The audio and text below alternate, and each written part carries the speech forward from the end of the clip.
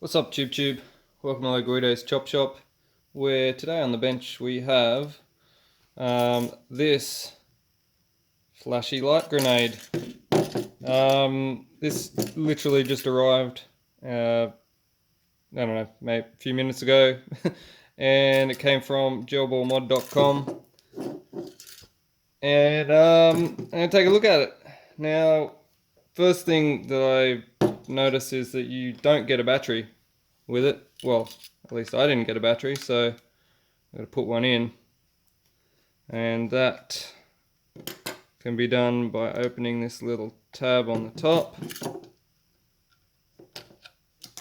And there's the wires there. Now, I don't know what battery it takes, but I'm assuming that one of these little slim gel blaster type 7-volt batteries should do it. It's got the right plug and everything. There's no literature that tells me what I should be doing, so I'm just going to go with it. Pop that back in there.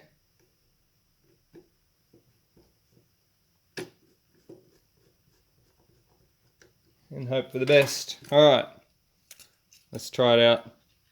Pull the pin. Oh, that's cute.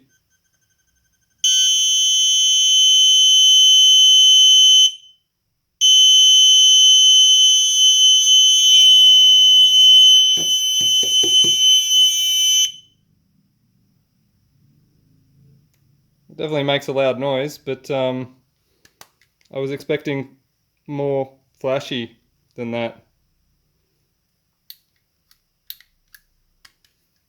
Did I do it wrong?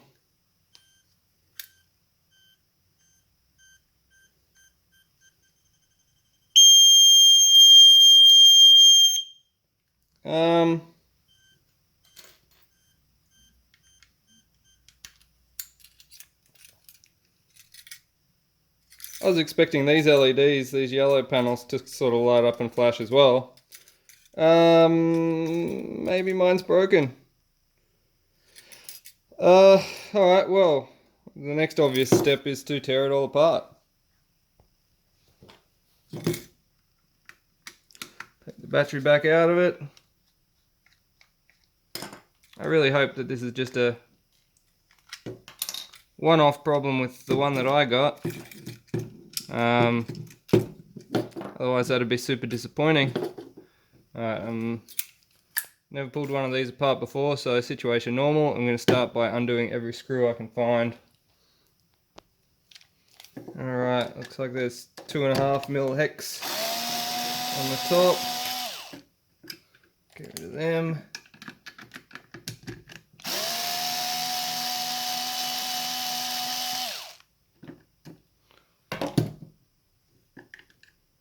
And this one's in a bit more of a tight spot under the spoon.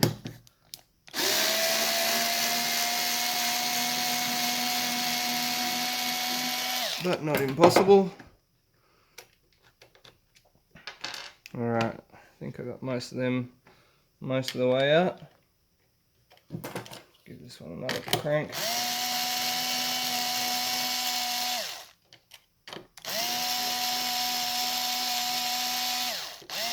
Oh, these are long boys.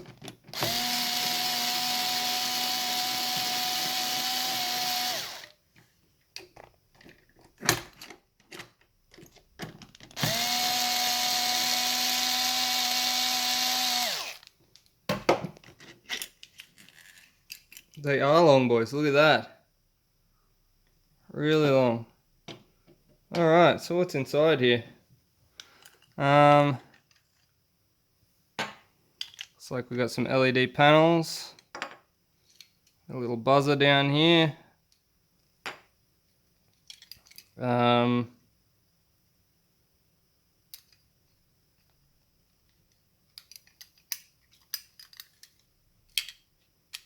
Circuit board. Obviously the buzzer works.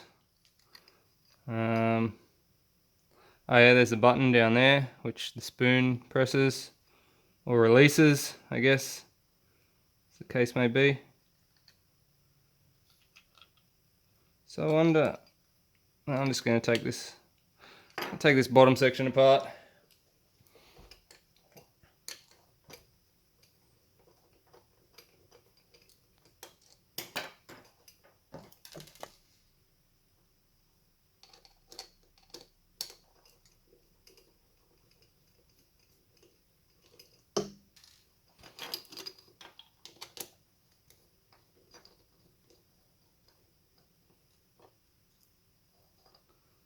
Alright.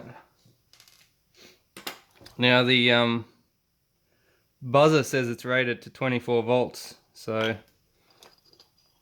I wonder if this maybe needs an 11 volt battery instead of the 7.4 that I put in there. It'd be a tight fit if that was the case.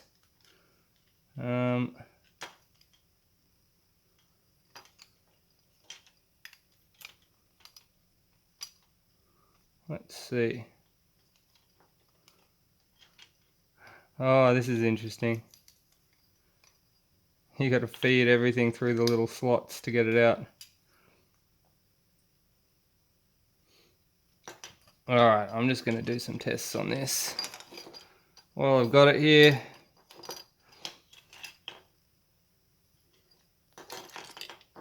Let's see. I think I'm going to have to get these LEDs out of here so that I've got some wiggle room. This has obviously not been designed with taking it apart in mind, because it's quite a tight little fit. Everything's kind of jammed in there quite tightly. I think once you get one out, the rest of them should follow.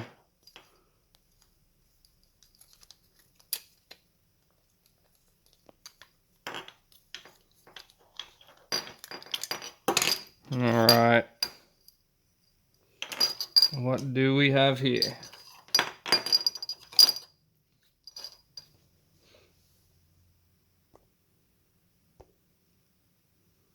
Alright, I don't know if you guys can see this.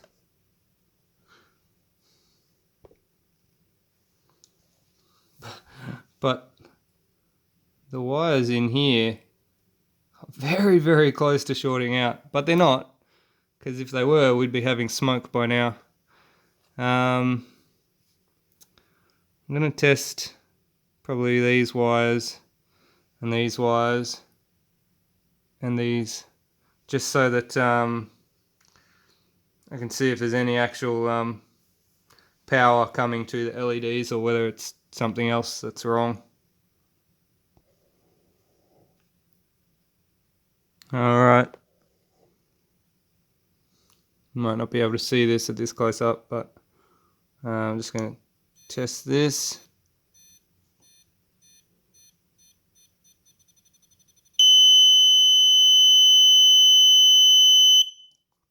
Alright, so I am getting 5 volts on that LED terminal. So there should be something happening. Doubt you guys can see this, but because I can barely see it myself. But this guy here is a 78L05 voltage regulator. So that's a 5 volt voltage regulator. Alright, so these LEDs are a 464030B4C, which I've checked, and they are actually a 12 volt LED. So I was only getting 5 volts on that. Maybe it does require an 11 volt battery to power it. Let me have a look at this circuit board a bit closer. Okay, so I've had a look here at the drivers behind each of these LEDs, and you won't be able to see it on camera because I basically needed magnifying glass to read them, but they are 12 volt MOSFETs. They're marked AOLALT or something, which is, I think it's a Chinese MOSFET producer, Alpha Omega or something. Anyway, neither here nor there, 12 volt MOSFETs. So looks like this 5 volt regulator is purely to run the this chipset, which will probably run your smaller LEDs and stuff, and the high voltage triggering is done via these 12 volt MOSFETs. So looks like I've pulled this all apart to find out I just plugged the wrong battery in, and I should have an 11 volt battery plugged into there. So now that we know that, I'm gonna plug an 11 volt battery in. I know that it's not gonna fry anything because I know that this voltage regulator is in here, and it's actually, I think I looked up the data sheet. I think it's capable of 30 volts. So 11 volts is not going to harm it. Let's chuck this in and test it out.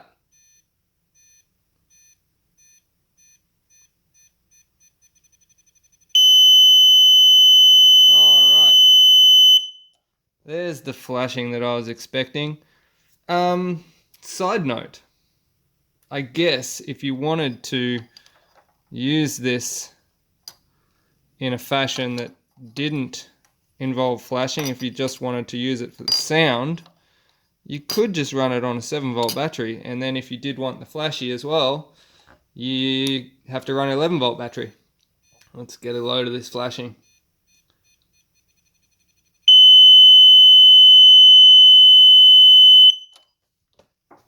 It's pretty bright and loud. Alright, cool. I also noticed that there's a couple of potentiometers in here. I don't know what they do, but I imagine if you tweak them, you could probably maybe adjust the amount of time before the thing goes off. I don't know, again, I don't have an instruction manual, but I reckon, I'm assuming, one of these is going to maybe control the time that's required for this to go off. So from when you release it to when it goes off, I reckon you can probably adjust one of them and change the time. Yeah, we're here. Let's mess with it. So this chipset up here that we're looking at, I don't know if you can read it. Can you see it? It is an 8S083F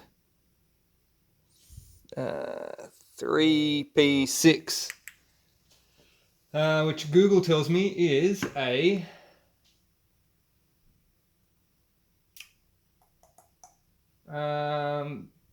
clock reset and supplied timer. 3 timers, flash memory, blah, blah, blah, blah, blah. All right, yeah, okay. So it's essentially a timer chip, which makes sense because it is being used as a timer. So if I look at the data sheets, I should be able to find which pin controls the time, and we can trace back the potentiometer and whatnot. I could just get in there and start twisting them and see what happens, but I like to go in with a little bit of knowledge first. Alright, battery not connected. Let's just check this pot here.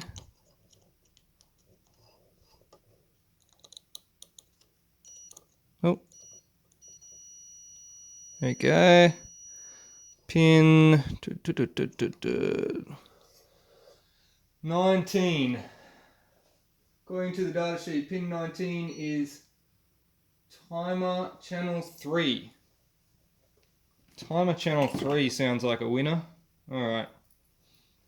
So this pot does timer channel 3. Let's back it right off. Let's see what happens.